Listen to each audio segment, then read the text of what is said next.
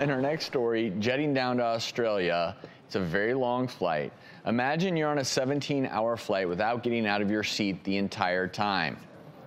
Don't even go to the bathroom. So I don't know how much pizza this guy ate, but a passenger on Australian's Qantas Airlines made headlines by doing just that.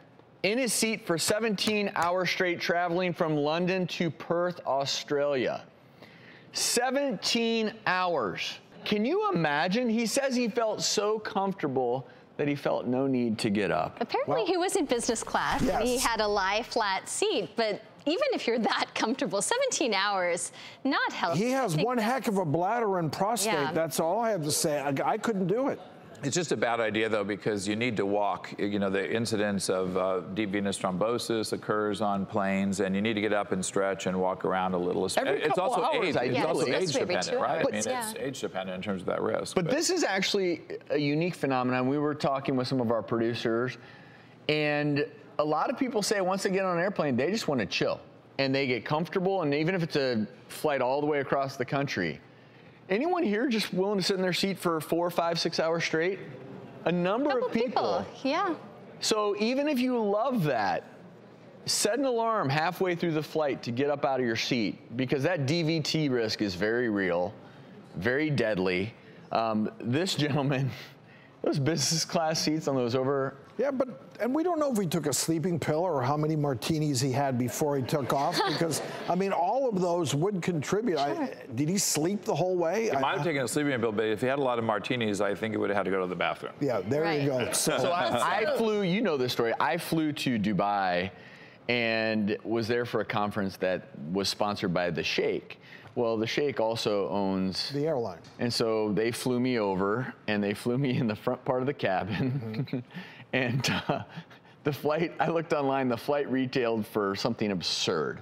Well, it had lay-down seats. It had caviar. It had, It had a shower. You're right. There was a shower. There was in both sides. It was the most unbelievable thing I've ever experienced. It was gold. But what's crazy is, even then, it was so nice that I wanted to walk around to just touch things.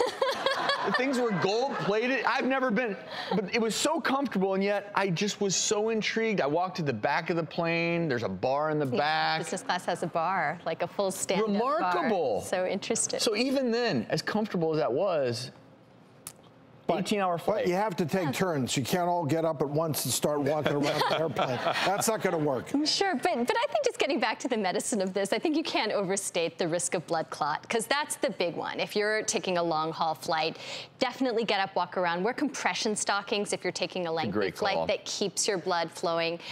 If you really do need to take even like an Advil or an aspirin to anticoagulate, you talk to your doctor. That might be a good option.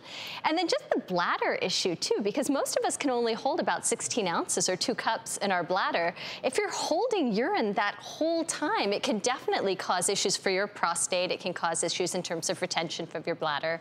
I mean, a lot of health risks of just not being active and getting up and about. Well, not to mention, for people like me, if I lay in the same spot, when I wake up in the morning, I don't know about everyone else, but it takes me quite some time to get the joints lubricated and moving.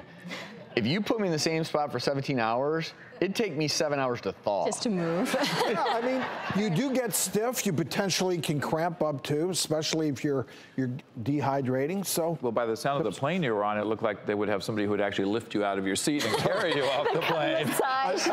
Maybe. That was